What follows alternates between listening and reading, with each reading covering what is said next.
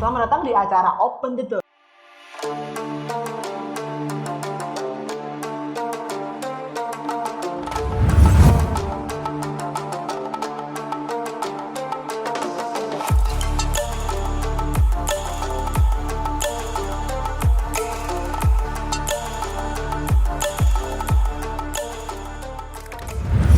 Bersama saya, Hoba Tama. Di sini kita akan membincang-bincangkan dan juga membahas mengenai tema Google AdSense. Di sini saya ditemani oleh rekan saya yang sudah berkecimpung di sana beberapa tahun dan saya mengenal orangnya.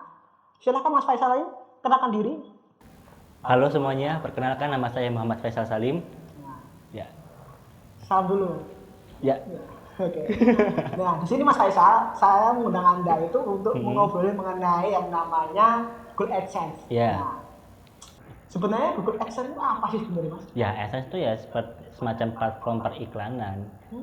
Sebenarnya ada soal Google iklan itu kan terbagi ada dua. Yang pertama Google Ads, yang kedua Google AdSense. Google Ads itu lebih tepatnya iklan yang diperuntukkan bagi orang yang ingin mengiklankan, pengiklan. Sedangkan kalau AdSense itu iklan, tapi bagi orang yang ingin menayangkan iklan itu.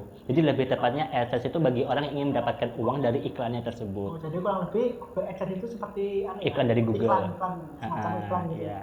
Menarik sekali ya, ternyata Google AdSense itu semacam iklan yang ada di Google. Ya, semacam itulah. Bahasa sederhananya seperti itu. Oke. Kemudian gimana tuh Mas Faisal Salim itu memulai bisnis di digital yang itu Google AdSense itu? Soal Google AdSense kan banyak sekali yang dimanfaatkan platformnya antara blog atau mungkin YouTube. Nah, Gimana Mas Faisal itu memulainya itu gimana? Di dunia blog ya. Saya pertama kali untuk terjun di dunia blog itu awalnya iseng-iseng. Pertama itu tawaran dari Pak D Bude saya. Katanya di tetangga saya itu ada orang yang sukses berkecimpung di dunia blogger sampai punya penghasilan sampai ratusan juta. Itu pun berasal dari blog artikel bahasa Inggris. Mungkin biasanya kalau di dunia blog itu ngomongnya blog bule. Nah, oleh karena itu, karena saya juga sebelum saya terjun ke dunia blog itu saya sempat jualan all shop. Ya. Nah, saya ingin juga coba-coba iseng-iseng terjunlah ke dunia blogger. Siapa tahu saya bisa lebih pengalaman yang baru lagi gitu, punya pengalaman baru lagi menulis artikel. Mengingat saya juga orang yang introvert, makanya itu saya berusaha menekuni lah skill-skill baru di dunia blog. Tuh teman-teman, kita bisa tahu kan kalau orang-orang introvert itu juga bisa dapat penghasilan loh, walaupun dia cuma di kamar gitu ya Mas. Iya. Sangat menarik sekali itu kamunya. Kemudian sudah berapa lama Mas Faisal ini menekuni bidang ini? Dunia blog ini. Ya. Untuk pertama kali terjun saya mulai itu pas semester 1, berarti 2019. Berarti saya di sini di dunia blogger ini berkecimpung selama 2 tahun. Tetapi untuk AdSense saya baru punya penghasilan selama 4 bulan yang lalu lah, sekitar itu. Berarti selama beberapa tahun sebelumnya itu perjuangan gitu ya Mas? Iya, perjuangan untuk membeli artikel, menulis artikel, meningkatkan ranking blog saya di Google itu kan butuh waktu kan, nggak mungkin langsung Jadi ada ujuk-ujuk. proses-prosesnya gitu ya? Iya. Terus sekarang nih, ini pertanyaan yang cukup menarik nih. Sebenarnya sampai sekarang itu pendapatan Mas Faisal berapa? Untuk bulan ini ya, masih belum tentu. Soalnya kalau earning bulan ini tulisannya 10 juta, tapi belum tentu masuk saldo. 10 juta bulan ini. Sedangkan kalau Keren untuk sekali. perhitungan bulan yang lalu dan akhirnya ya kan barusan tanggal 20 Desember yang lalu kan saya cair. Bulan November tapi cairnya bulan ini. Alhamdulillah saya dapat earning 5,9 juta, berarti hampir 6 jutaan alhamdulillah. Mahasiswa belum lulus ya kan, cuma di kamar, introvert, tapi punya uang. Nah, jangan menyepelekan orang-orang introvert jadi Pendiam. pendiam dia punya uang masalahnya itu loh. Unik sekali memang kisah dari Mas Faisal ini ya. Terus bagaimana tanggapan orang tua Mas Faisal nih? Kan Mas Faisal tuh di rumah aja, ya di kamar, malah lebih di kamar. Sembako pasnya di kamar ya. Keluar paling buang air kecil sama mandi ya. Nah itu tanggapannya gimana tuh kan tiba-tiba kok beli ini paket datang, kemudian tiba-tiba motor datang, itu kan kesannya kan Mas Faisal kayak orang yang sugihan. Sugihan gitu kan. Kan sempat viral tuh Mas berita orang yang nggak pernah kemana-mana dituduh sama tetangganya itu pesugihan gitu loh. Pesugihan, padahal kan bikin apa itulah. Tanggapannya orang tua Mas Faisal gimana tuh sebenarnya? Kalau Kalau orang tua saya sebenarnya nggak masalah, yang penting kan bukan jalan yang haram juga kan untuk dapatkan uang. Yang penting kan kalau orang yang paling berjasa, kalau di sini di Jogja itu, Pak De Bude saya yang memberi apa aja namanya? Arahan, motivasi buat jadi blogger. Jadi di sini Mas Faisal itu sama Bude Pak D-nya ya? Ya, sama Pak De Budenya. Kerabat saya. Itu tetangga saya, alhamdulillah. Susah juga akhirnya. Bentar Mas Faisal ini tuh sekarang semester berapa tuh? Untuk saat ini semester 5 alhamdulillah. Mau masuki semester 6. Prodinya apa Mas? Prodinya Mas? Informatika. Oh, informatika. Wah, sangat relate sekali ya. Banyak berkecimpung di dunia IT ya. Sangat relate gitu ya sama prodinya.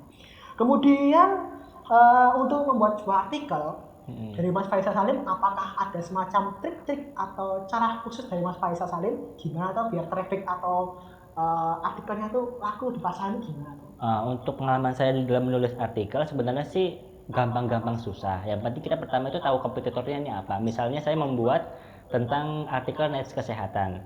Saya mau bikin tentang manfaat susu Denko yang bisa menggemukkan badan. Nah, saya lihat dulu artikel persaingannya berapa. Apakah persaingannya di bawah 10.000 atau mungkin persaingannya 100.000 pencaharian. Kalau 100.000 pencaharian kan jatuhnya kan banyak banget, sulit sekali kan. Jadi ya mau nggak mau harus kita riset sendiri nih. Pencari topik-topik yang emang kesehatan tapi judulnya sedikit gitu, artikel membahas itu. Yang itu agak susahnya di situ. Nah, untuk soal artikel, nanti kata yang agak susah, yang agak menantangnya itu penempatan kata kuncinya. Nah, soalnya kata kunci itu nanti yang akan mempengaruhi masuknya halaman pertama Google apa enggak. Oh, keywordnya keyword. SEO-nya itu Mas? Ya, SEO-nya. Nah, kata kuncinya itu harus taruh di awal paragraf, harus taruh di tengah paragraf, topik isi artikelnya juga harus tentang apa, harus disenangi pengunjung. Jangan sampai nanti kata kunci satu paragraf semua tapi malah isi artikelnya asal-asalan. Yang penting bisa masuk Google aja. Nanti itu bakalan ke ibaratnya bisa kependem lah. Kalau kependem itu kalau bahasa blognya itu masuk ke Google Sandbox. Jadi nggak masuk ke halaman pertama Google, jadi akhirnya nggak bisa membaca kalau asal-asalan artikelnya. Jadi harus dipikirkan juga dari segi keywordnya dan sebagainya. Harus paham, harus menguasai isi artikelnya juga. Sama saingnya itu gimana gitu. Itu emang menantangnya di situ, risetnya itu. Risetnya, kita harus paham pasarnya itu. Iya, pastinya. Gimana gitu ya, menarik sekali. Jadi kita harus banyak mendalami dulu riset-riset awal, kita baca dulu di kelompok dia. Iya, pastinya. Kemudian hal yang perlu disiapkan, misalkan nih aku mau belajar Google AdSense ini, mau bermain di sana, gimana tuh hal-hal yang perlu disiapkan itu? Sebenarnya kalau untuk fokus mendapatkan uang sebenarnya nggak harus AdSense, kan juga banyak juga yang seleb-seleb yang mendapatkan uang dari Instagram, mungkin selebgram atau mungkin TikTok. Kan lebih gampang TikTok sebenarnya kalau pengen bukan juga sih, lebih tepatnya mungkin mengedukasi atau ngobrol-ngobrol apa tentang yang suka melawak di platform TikTok juga bisa kan. Nah, jadi ntar mainnya endorse gitu ya. Jadi lebih tepatnya ke minatnya mau ngarah kemana, entah minatnya kalau pendiam, orang yang antisosial, takut ke expose ke media publik, ya mungkin ke blogger, atau kalau sukanya terpampang mukanya ke depan banyak orang, ya mungkin ke YouTube, ke TikTok, ke Instagram, nggak masalah. Jadi kembali ke diri masing-masing, sukanya mana, minatnya kemana. Kembali ke passionnya kayaknya. Iya, jadi kita harus paham kepribadian kita dan kita harus tahu skillnya ini mau ngarahnya kemana. Nggak asal main, ya maksudnya nggak asal main terjunnya, tapi harus dipikirkan gitu loh. Jadi harus ada skenario sebenarnya. Harus ada perencanaan lah. Perencanaannya ada gitu. Ya. Kemudian untuk Mas Faisal Salim ini kan pas awal tuh ada modalnya kan. Itu modalnya udah berapa? Habis berapa? Awal-awal itu. Soal modal saya nggak terhitung ya. Yang penting kan kalau soal modal pertama kali di blog itu harus membeli domain. Kedua harus beli artikel. Kalau saya memang nggak bisa update setiap hari kan kalau update artikel. Iya, harus ngakali gitu. Iya, kadang backlink juga. Nah, backlink itu juga agak mahal.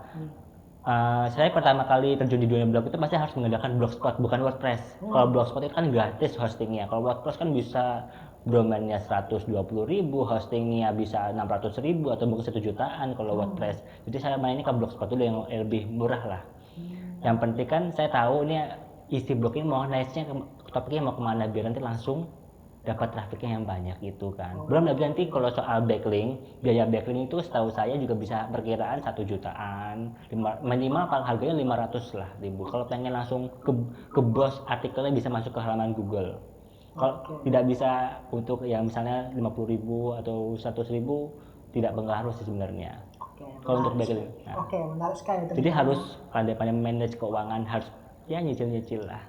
Oke, kemudian dalam membuat artikel WordPress, WordPress ya, itu apakah kita harus memiliki skill programming nih?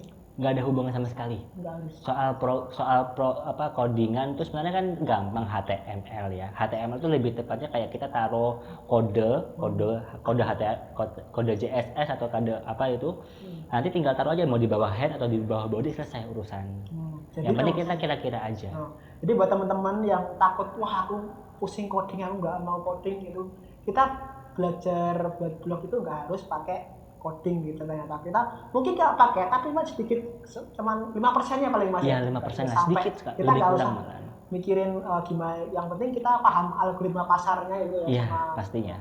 Terus yang terakhir berarti yang paling penting sekali itu copywriting ya, harus bisa. Copywriting harus bisa lah minimal. Minimal kalau nggak bisa menulis ya harus paham riset topiknya ini apa. Ya, kita nanti biar bisa beli ke penjualnya itu apa nih yang diinginkan artikelnya. Jadi Mas Faisal saya sering bekerjasama sama orang-orang yang memang menyediakan tulisan-tulisan. Sebentar Mas Faisal saya sudah mengembangkannya di tempatnya Mas Faisal itu. Iya. Nah, seperti itu. Oke, sangat menarik sekali ya ilmuwan yang kita bahas pada hari ini.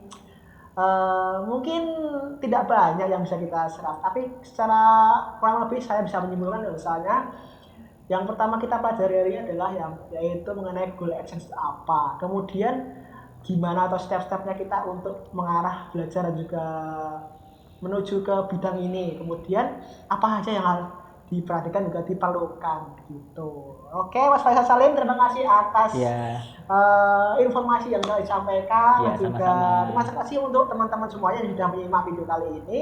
Mungkin dari saya itu saja, kurang lebihnya mohon maaf. Sekian dan saya undur diri. Sampai jumpa.